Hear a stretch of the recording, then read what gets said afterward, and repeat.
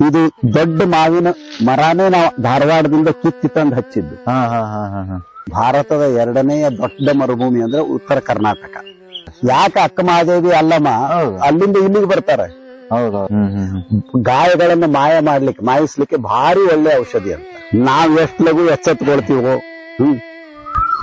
ನಿಮಗ ಕೋರಿ ಹಣ್ಣು, ಮಲ್ಬೆರಿ ಅಂತ ರೇಷ್ಮೆ ಹಣ್ಣು ಅಂತಾನೂ ಕರೀತಾರೆ. ಇದಕ್ಕೆ ರೇಷ್ಮೆ ಹುಳ ಸಾಕುವವರು ಇದ್ರದೇ ತರದ್ ಒಂದು ಸಸ್ಯ ಬೆಳೆಸ್ಕೊತಾರೆ, ರೇಷ್ಮೆ ಹುಳಕ್ಕೆ ಆಹಾರ ಆಗ್ಬೇಕಂತ ಹೇಳಿ. ಮ್ಯಾಲೊಂದು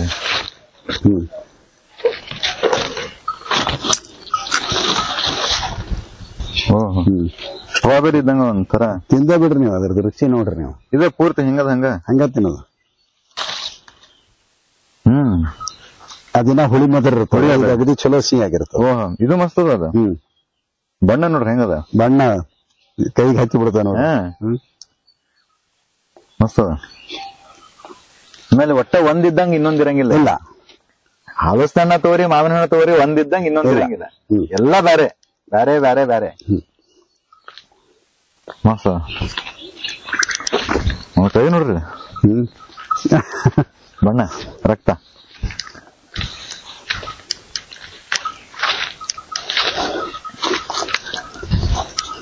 ಅಣ್ಣ ಈಗ ಸ್ಕೂಲ್ ಫಂಕ್ಷನ್ ಆಗದು, ಹಿಂಗ್ ಹುಟ್ಟಿದ ದಿನ, ಪರಿಸರ ದಿನ, ಗೆಸ್ಟ್ ಕರೆದಿರ್ತಾರ ಅಥವಾ ಎಲ್ಲೆಲ್ಲಾರು ಗಿಡ ಹಚ್ತಾರ, ಅವನ್ ಹಂಗ ಬಿಟ್ಟು ಬಿಡ್ತಾರ. ಆಮೇಲೆ ಅದ್ರ ಬಗ್ಗೆ ಕಾಳಜಿನ ತಗೊಳಂಗಿಲ್ಲ. ಹೌದ್ ಹೌದ್.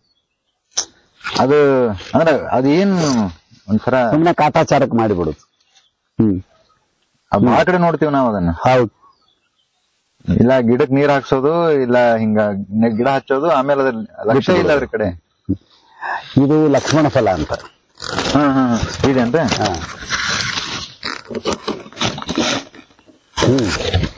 ಸೀತಾಫಲ, ರಾಮ್ ಫಲ, ಲಕ್ಷ್ಮಣ ಫಲ, ಹನುಮಾನ ಫಲ. 4 ಅವ ನಮ್ಮಲ್ಲಿ ಸದ್ಯಕ್ಕ. ಹನುಮಾನ್ ಫಲ ಇನ್ನೂ ಹಣ್ಣಾಗಿಲ್ಲ. ಈ ಸಲ ಸಣ್ಣ ಸಣ್ಣ ಮಿಡಿ ಅದ, ಕೊಡ್ಬೋದು ಅವು ಇದನ್ನ. ಇದ್ರ ಎಲಿ, ಇದ್ರ ಹಣ್ಣು ಕ್ಯಾನ್ಸರ್ಗೆ ಬಹಳ ಚಲೋ ಅಂತ ಸುದ್ದಿ ಆಗ್ಬಿಟ್ಟದ. ನಿಜವಾಗಿಯೂ ಸಂಶೋಧನೆಗಳಾಗಿ ಅದು ಎಷ್ಟರ ಮಟ್ಟಿಗೆ ಉಪಯುಕ್ತ ಅನ್ನೋದು ನನಗೆ ಗೊತ್ತಿಲ್ಲ. ಆದ್ರೆ ಬಹಳ ಜನ ನಮ್ಮ ಮನೆಯೊಳಗೆ ಯಾರಿಗೋ ಒಬ್ರು ಕ್ಯಾನ್ಸರ್ ಆಗ್ಯದ್ರಿ, ನಿಮ್ಮ ಲಕ್ಷ್ಮಣ ಫಲ ಅವ ಅಂತ ಕೇಳಿವಿ, ನಮ್ಗ್ ಲಕ್ಷ್ಮಣ ಫಲ ಕೊಡ್ರಿ ಅಂತ. ಲಕ್ಷ್ಮಣ ಫಲ ಇಲ್ಲ ಈಗ ಅಂದ್ರೆ ನಮ್ ಕಡೆಗೆ ಎಲಿಯರೇ ಕೊಡ್ರಿ, ಇದ್ರದ್ದು ಕಷಾಯ ಮಾಡಿ ಕುಡಿದ್ರು ಕ್ಯಾನ್ಸರ್ ರೋಗ ಗುಣ ಆಗ್ತದ ಅಂತ ಎಷ್ಟೋ ಮಂದಿ ಬಂದು ಇದ್ರ ತಪ್ಪಲ ತಗೊಂಡ್ ಹೋಗ್ತಾರೆ, ಎಲಿ ತಗೊಂಡ್ ಹೋಗ್ತಾರ. ದಕ್ಷಿಣ ಅಮೆರಿಕ ಅಮೆಜಾನ್ ಕಾಡು ಅಲ್ಲೇ ಬರ್ತದ. ಹೌದು, ಅಮೆಜಾನ್ ಅರಣ್ಯ ಇರೋದು ಅಲ್ಲಿಯೇ. ಈಗ ಅದು ಆ ಕಾಡ ಬಹಳ ಇದನ್ ಮಾಡ್ಲಿಕತ್ತಾರಲ್ಲ ಈಗ, ಬಹಳ ದೊಡ್ಡ ಪ್ರಮಾಣದೊಳಗೆ ಅಲ್ಲಿ ಅದನ್ನ ಕಡಿದು ಆ ಅರಣ್ಯ ಇದ್ದಂತ ಪ್ರದೇಶದೊಳಗೆ ದನಗಳಿಗೆ ಬೇಕಾಗುವಂತ ಮೇವು ಬೆಳೆದು ಮಾಂಸೋದ್ಯಮದ ಸಲುವಾಗಿ ಉಪಯೋಗ ಮಾಡ್ಲಿಕತ್ತಾರ. ಅಂದ್ರೆ ದನದ ಮಾಂಸ ಬೇಕು ಮುಖ್ಯವಾಗಿ USA ಅಮೆರಿಕಾದವ್ರಿಗೆ. ಹಾಗಾಗಿ ಅವರು ದಕ್ಷಿಣ ಅಮೆರಿಕಾದೊಳಗಿನ ಕಾಡುಗಳನ್ನು ಕಡಿದು ಅಲ್ಲಿ ಒಂದ್ ನಿಮಿಷಕ್ಕೆ ಫುಟ್ಬಾಲ್ ಗ್ರೌಂಡ್ ನಷ್ಟು, 1 ನಿಮಿಷಕ್ಕೆ 1 ಫುಟ್ಬಾಲ್ ಮೈದಾನದಷ್ಟು ವಿಸ್ತೀರ್ಣವಾದಂತ ಕಾಡು ಕಡಿಲಿಕತ್ತಾರಂತ. ಅದು ನಮ್ಮ ಇಡೀ ಜಗತ್ತಿನ ಪುಪ್ಪುಸ ಅಂತ ಕರಿತೀವಿ ನಾವು, ಅದಕ್ಕೆ ಲಂಗ್ಸ್ ಆಫ್ ದ ವರ್ಲ್ಡ್. ಅಷ್ಟು ದೊಡ್ಡ ಅರಣ್ಯ, ಅಷ್ಟು ಶುದ್ಧ ಹವೆಯನ್ನು ಕೊಡ್ತಾ ಇರುವಂತದ್ದು. ನಾವದನ್ನ ದೊಡ್ಡ ಪ್ರಮಾಣದ ಮಾಂಸಾಹಾರದ ಸಲುವಾಗಿ ಅದನ್ನ ನಾವ್ ಇದನ್ನ ಮಾಡ್ಲಿಕ್ಕತ್ತೀವಿ.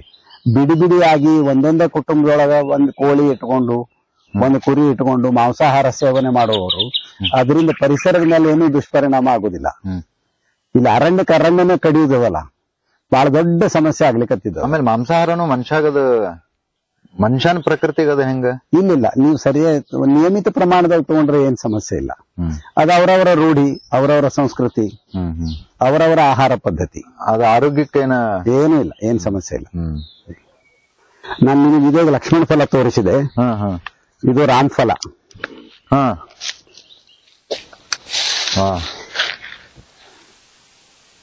ಇನ್ನು ಸ್ವಲ್ಪ ಹಣ್ಣಾಗಬೇಕು.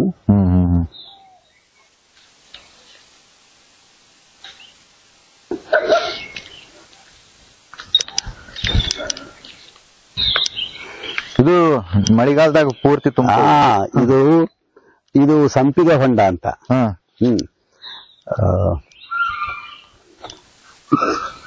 ನಡು ಇದ್ದಿದ್ದ ಅದು ಬೇವು, ಬೇವಿನ ಜೊತೆ ಒಂದು ಶ್ರೀಗಂಧದ ಸಸಿ ಇದನ್ನ ಬರೆದ್ ಬಿಟ್ಟದ.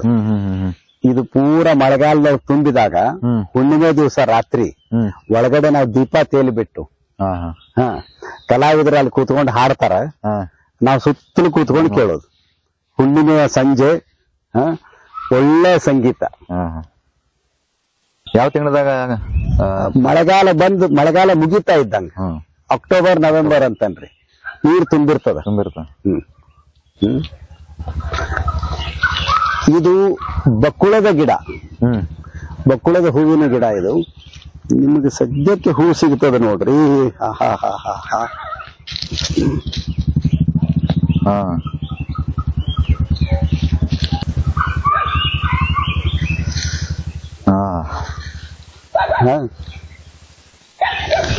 ಇದು ಪೂರ್ತಿ ಬಕ್ಕಳದ್ದು.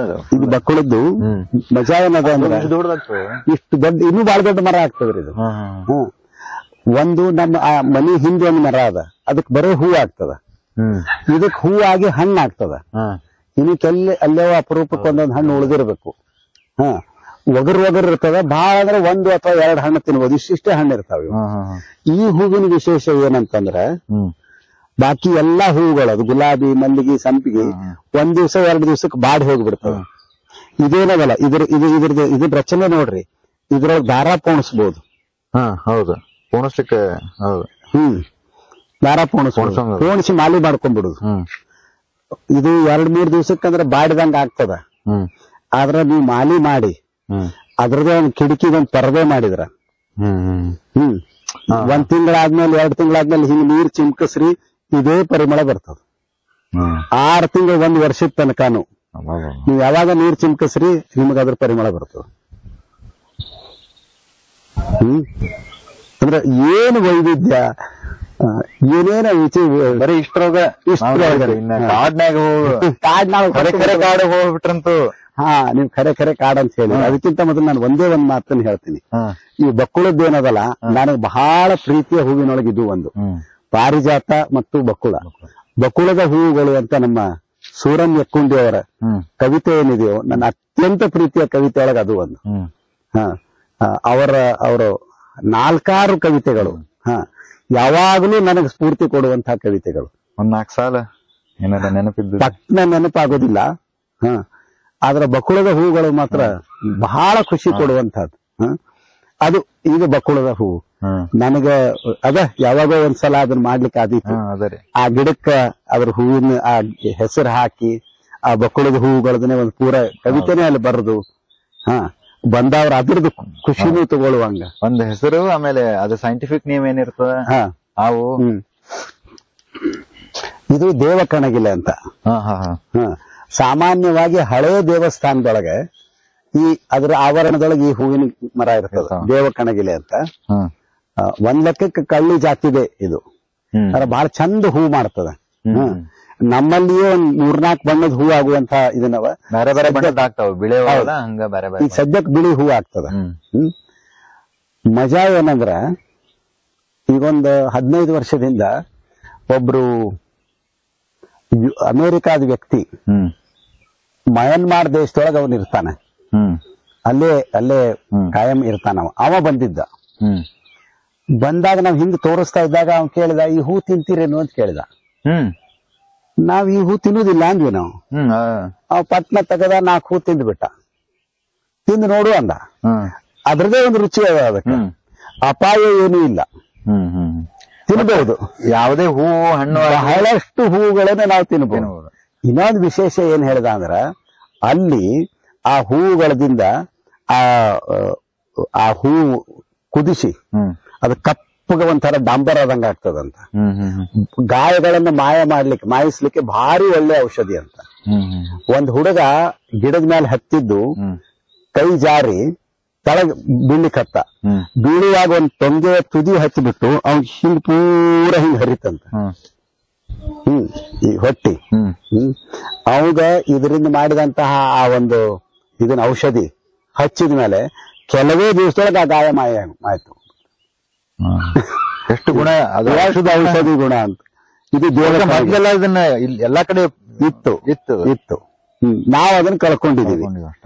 ನಿಮಗೆ ಇಲ್ಲಿ ಮತ್ತೊಂದು ತೋರಿಸಬಹುದಾದಂದ್ರೆ ಇದು ಇಲ್ಲಿ ಸ್ವಲ್ಪ ಇಲ್ಲಿ ಹೆಚ್ಚದ ಇಲ್ಲಿ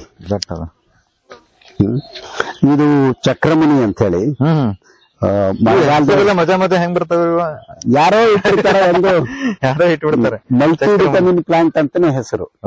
ಇದರ ಜೀವಸತ್ವಗಳು ಮತ್ತು ಖನಿಜಾಂಶಗಳು ಬಹಳ ಹೆಚ್ಚು. ನೀವು ಇದ್ರ ಎಲ್ಲಿ ಹಂಗಾನು ತಿನ್ಬಹುದು.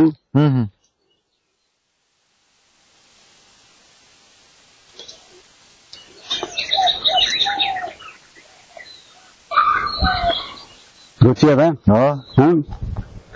ನೀವು ಹಸಿನೇ ತಿನ್ಬಹುದು, ಕೋಸಂಬರಿ ಗತೆ ಮಾಡ್ರಿ, ಪಚಡಿ ಗತೆ ಮಾಡ್ರಿ, ಇಲ್ಲ ಪಲ್ಯ ಮಾಡ್ರಿ, ಹುಳಿ ಮಾಡ್ರಿ, ಪರೋಟ ಮಾಡ್ರಿ. ಎಷ್ಟು ಟೇಸ್ಟ್. ನಾವು ಸುಮ್ಮ ಒಂದೊಂದೇ ಟೇಸ್ಟ್ ಅದ ಗೊತ್ತಿರ್ತೀವಿ.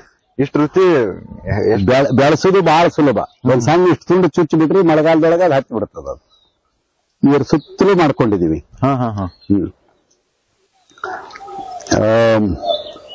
ಇದು ಸೀತಾಫಲ. ಸೀತಾಫಲಕ್ಕೆ ಬಹಳ ಬಿಸಿಲು ಬೇಕು. ಹಾಗಾಗಿ ಇಲ್ಲಿ ಸುತ್ತಲೂ ಸೀತಾಫಲ ಅದ. ಅದು ಸೀತಾಫಲ, ಇದು ಸೀತಾಫಲ, ಇದು ಇದು ಆ ಸೀಸನ್ದಾಗ ಅದು ಈ ಪೂರ್ತಿ ಹಣ್ಣಾಗಿ ಬಿಡ್ತದ.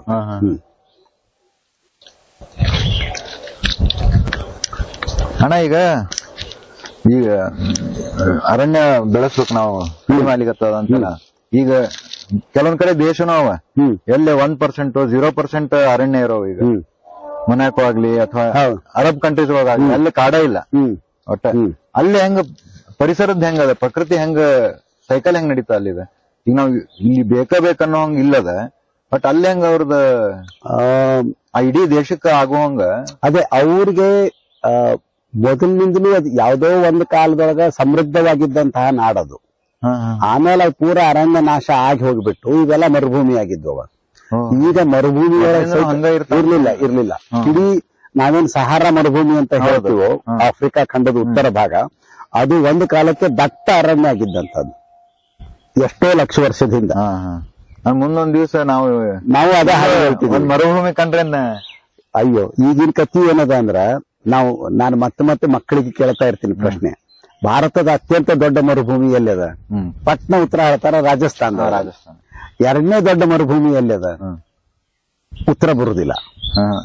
ಉತ್ತರ ಏನು ಅಂತಂದ್ರ, ಭಾರತದ ಎರಡನೆಯ ದೊಡ್ಡ ಮರುಭೂಮಿ ಅಂದ್ರೆ ಉತ್ತರ ಕರ್ನಾಟಕ.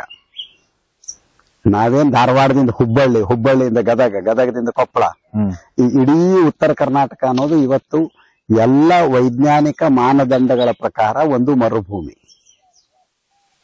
ವಿಶ್ವಸಂಸ್ಥೆಯವ್ರು ಹೇಳೋದು ಅಥವಾ ಪರಿಸರದ ಕ್ಷೇಮದ ದೃಷ್ಟಿಯಿಂದ ನಾವೇನ್ ಹೇಳ್ತೀವಂದ್ರ, 1 ಹೆಕ್ಟೇರಿಗೆ 100ರಿಂದ 150 ಸಸ್ಯಗಳಿರ್ಬೇಕು, ಮರಗಳಿರ್ಬೇಕು ಅಂತ. ಅಂದ್ರೆ ಆ ಪ್ರದೇಶ ಒಳ್ಳೇದು ಪರಿಸರದ ದೃಷ್ಟಿಯಿಂದ ಅಂತ. ನಾವು ಹುಬ್ಬಳ್ಳಿಯಿಂದ ಗದಗದ ಕಡೆ ಹೊರಟಿವಂದ್ರ 1 ಹೆಕ್ಟೇರಿಗೆ 3 ಮರನೂ ಇಲ್ಲ. ಯಾವ ಉಳ್ದಾವ್ 3 ಮರ ಅಂದ್ರ ಅವು ಬನ್ನಿ ಗಿಡ ಮಾತ್ರ ಉಳ್ದಾವ್. ಅದು ಯಾವುದೋ ಪವಿತ್ರ ಅನ್ನೋ ಒಂದು ಕಾರಣಕ್ಕೆ ಉಳಿಸ್ಯಾರೆ ಹೊರತು ಏನನ್ನೂ ಉಳಿಸ್ಕೊಂಡಿಲ್ಲ ನಾವು. ಅಷ್ಟು ಮರುಭೂಮಿಯನ್ನ ನಾವು ನಿರ್ಮಾಣ ಮಾಡ್ತಾ ಇದ್ದೀವಿ. ಯಾವ ಉತ್ತರ ಕರ್ನಾಟಕ ಶರಣ ಸಂಸ್ಕೃತಿಗೆ ಉಗಮ ಸ್ಥಾನ ಆಗಿತ್ತು ಒಂದು 800-900 ವರ್ಷದ ಹಿಂದೆ, ಅವಾಗ ಸಮೃದ್ಧಿ ಇರ್ಲಿಕ್ಕೆ ಸಾಕು. ಯಾಕೆ ಅಕ್ಕ ಮಹಾದೇವಿ ಅಲ್ಲಮ್ಮ ಅಲ್ಲಿಂದ ಇಲ್ಲಿಗೆ ಬರ್ತಾರೆ? ಇವತ್ತು ನಾವು ಬಿಸಿಲು ನಾಡ ಅಂತ ಕರಿತೀವಿ ಅದಕ್ಕ. ಅವಾಗ ಸಮೃದ್ಧ ಇತ್ತದು, ಇವತ್ತು ನಾವು ಮರುಭೂಮಿ ಮಾಡ್ಕೊಂಡಿದೀವಿ ಅದನ್ನ. ಸಮೃದ್ಧಿ ಅಂದ್ರೆ ಏನು ಅನ್ನೋದನ್ನ ಅಲ್ಲಿ ನೋಡ್ರಿ. ಆ ನೆಲ್ಲಿಕಾಯಿ, ಇದು ಕಡಗೋಲ್ ನೆಲ್ಲಿಕಾಯಿ. ಸುರಿದು ಬಿಡ್ತದ ಹಂಗ, ನಿಮಗ್ ತಳಗ್ ಬಿದ್ದದನ್ನ ಆರಿಸ್ಕೊಲಿಕ್ಕೆ ಆಗುದಿಲ್ಲ. ಹೌದು.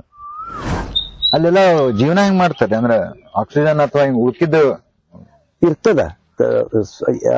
ಸ್ವಲ್ಪ ನೀರ್ ಇರ್ತದ ಅಲ್ಲೆಲ್ಲ, ಒಯಾಸಿಸ್ ರೂಪದೊಳಗ ಅಲ್ಲೆಲ್ಲ ಸ್ವಲ್ಪ ಹಸಿರು ಇರ್ತದ. ಈಗ ಶಾಶ್ವತ ಕೃಷಿ ಅನ್ನುವಂತದ್ದೊಂದು ಪರಿಕಲ್ಪನೆ ಬಂದಿದ್ದದ, ಪರ್ಮಾಕಲ್ಚರ್ ಅಂತ, ಪರ್ಮನೆಂಟ್ ಅಗ್ರಿಕಲ್ಚರ್. ಅಂದ್ರೆ ನೀವು ಅರಣ್ಯವನ್ನು ತಯಾರು ಮಾಡ್ತಾ ಹೋಗ್ಬಿಡು. ಆ ರೀತಿಯೊಳಗೆ ಮರುಭೂಮಿಯನ್ನು ಇವತ್ತು ಹಸಿರು ಮಾಡುವಂತಹ ಪ್ರಯತ್ನಗಳು ಸಾಕಷ್ಟು ಕಡೆ ನಡೆದಿದ್ವು. ಅವ ಈಗ ಪ್ರಯತ್ನ ಮಾಡ್ತಾ ಇದ್ದಾರೆ. ಅವ್ರು ಉತ್ತರ ಕರ್ನಾಟಕದಂತೂ ಇನ್ನು ನಾವ್ ಎಷ್ಟು ಲಘು ಎಚ್ಚೆತ್ಕೊಳ್ತೀವೋ ಯಾವಾಗೋ ಗೊತ್ತಿಲ್ಲ. ನಿಮಗೇನು ಹೇಳೋದಿತ್ತಂದ್ರೆ, ಇದು ಶ್ರೀಗಂಧ. ಇದು ಶ್ರೀಗಂಧ, ಇದು ಶ್ರೀಗಂಧ, ಇದು ಶ್ರೀಗಂಧ. ಯಾವುದನ್ನು ನಾವು ಹಚ್ಚಿದ್ದಲ್ಲ, ಬೆಳೆಸಿದ್ದಲ್ಲ, ಪಕ್ಷಿಗಳು ತಂದು ಕೊಟ್ಟಿದ್ದು. ಸುತ್ತಲೂ ಶ್ರೀಗಂಧ. ಈಗ ನಮ್ಮ ತೋಟಗಳು 100,000 ಗೊತ್ತಿಲ್ಲ, ಅಷ್ಟು ಶ್ರೀಗಂಧದ ಮರಗಳು ಬೆಳಿಲಿಕ್ಕತ್ತಿದ್ವು ಅವ. ಇದೊಂದು ವಿಶೇಷ. ಈ ಮಾವು ಈ ವರ್ಷ ಇದು ಫಲ ಕೊಟ್ಟಿಲ್ಲ, ಹೋದ ವರ್ಷ ಸ್ವಲ್ಪ ಕೊಟ್ಟಿತ್ತು. ಇದು ದೊಡ್ಡ ಮಾವಿನ ಮರನೇ ನಾವು ಧಾರವಾಡದಿಂದ ಕಿತ್ತಿ ತಂದು ಹಚ್ಚಿದ್ದು. ಅದು ಬೇರೆ ಸಮೇತ ಮಾಡಿ ಇರದ ನೋಡ್ರಿ. ಇದು ಮಾಡಿ 20 ವರ್ಷ ಆಯ್ತು. ಈಗ ಕೆಲವೊಂದು ವಿಡಿಯೋದಾಗ ನೋಡಿದ್ದೆ, ಹಿಂಗ್ ಬೇರೆ ದೇಶದದು ವಿಡಿಯೋದಾಗ ಒಂದ್ ದೊಡ್ಡ ಮರ ಮೆಷಿನ್ ಬರ್ತದೆ, ಮೆಷಿನ್ ಇರ್ತದ. ನಾವು ಕೈಲೇನೆ ಮಾಡಿದ್ದು. ಹೌದ್ರಿ. 5 ದೊಡ್ಡ ತೆಂಗಿನ ಮರಗಳನ್ನ, 5 ಮಾವಿನ ಮರಗಳನ್ನ, 5 ತೆಂಗಿನ ಮರ ಉಳಿದ್ವು, ಇವತ್ತು ನಮಗ ಫಲ ಕೊಡ್ತಾವ. 5 ಮಾವಿನ ಮರಗಳು 3 ಉಳಿದ್ವು, 2 ಹೋದ್ವು. ಇದು ನಮಗ್ ಫಲ ಕೊಡ್ತದ. ಹೋದ ವರ್ಷ ಇದು ಕೊಟ್ಟಿತ್ತು, ಅದಲ್ಲೊಂದದ ಅಲ್ಲೊಂದದ. ಅಲ್ಲ, ಸರ್ಕಾರದಿಂದಾಗ್ಲಿ ಒಟ್ಟು ಹಿಂಗ ಎಲ್ಲಿ ಮರ ಕಡಿಲಿಕ್ಕತ್ತಾರೋ ಅವನ್ ಬೇರೆ ಜಾಗಕ್ಕೆ ಹೋಗಿ ಹಚ್ಚಲಿಕ್ಕೆ ಸಾಧ್ಯದ. ಪ್ರಯತ್ನ ಮಾಡ್ಬೇಕು. ಯಾಕಂದ್ರೆ ಈಗ ಬ್ಯಾಸಿಗಂತೂ ನಾವ್ ಹಿಂಗ ಧಾರವಾಡ ಕಡೆ ಹೊಂಟ್ರು ಎಷ್ಟೋ ಸಮ ಆಗ್ಬಿಟ್ಟಾವ. ಕಟ್ಲಿಕ್ಕಾಗ್ಲಿ, ಸೈಟ್ ಆಗ್ಲಿ, ಅದಾಗ್ಲಿ ಇದಾಗ್ಲಿ. ಅದಕ್ಕೆ ಖರ್ಚು ಖರ್ಚು ಇರ್ತದ. ಸ್ವಲ್ಪ ಖರ್ಚು ಉಳಿತದಲ್ಲ. 25 ವರ್ಷದ ಮರ ಇರ್ತದಲ್ಲ. ನೀವು 30 ವರ್ಷದ ಒಂದು ಬೀಜ ಹಾಕಿ ಸಸಿ ಬೆಳೆಸಿ 25 ವರ್ಷ ಕಾಯೋದು. ಅದಕ್ಕಿಂತ ನಿಮ್ಗೆ 25 ವರ್ಷದ ರೆಡಿ ಮರ ಸಿಗ್ತದಲ್ಲ. ಅಂದ್ರೆ ಇಲ್ಲೂ ಆಗ್ಲಿಕ್ಕತ್ತಾವ. ಹೌದೌದು. ನಾವಿದನ್ನ 25 ವರ್ಷ ಹಿಂದೆ ಮಾಡಿದ್ದು. ಅವಾಗ ಯಾರಿಗೂ ಕಲ್ಪನೆ ಇರ್ಲಿಕ್ಕಿಲ್ಲ ಹಿಂಗ್ ಮೆಷಿನ್. ನನಗ ಅದೃಷ್ಟ ಏನಂದ್ರ, ಒಬ್ಬ ದ್ಯಾಮಪ್ಪ ಅಂತ ಒಬ್ಬ ರೈತ ಇದ್ದ, ನವಲೂರವ. ಅವ ಅಗದಿ ಪ್ರಾರಂಭದ ದಿವಸದಾಗ ನಮ್ಮಲ್ಲಿ ಕೆಲಸ ಮಾಡ್ಲಿಕ್ಕೆ ಬಂದ. ಅವನಿಗೆ ಗೊತ್ತಿತ್ತಿದು. ಅವಂದ, ಅಣ್ಣ ನಾ ಮಾಡಿ ತೋರಿಸ್ತೀನಿ ಅಂದ.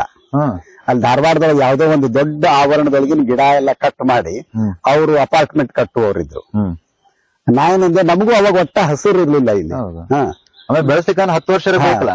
ಬಾ ಅಂದೆ, ಮಾಡಂತಂದೆ. ಅವ್ ವ್ಯವಸ್ಥಿತವಾಗಿ ಮಾಡಿಬಿಟ್ಟ.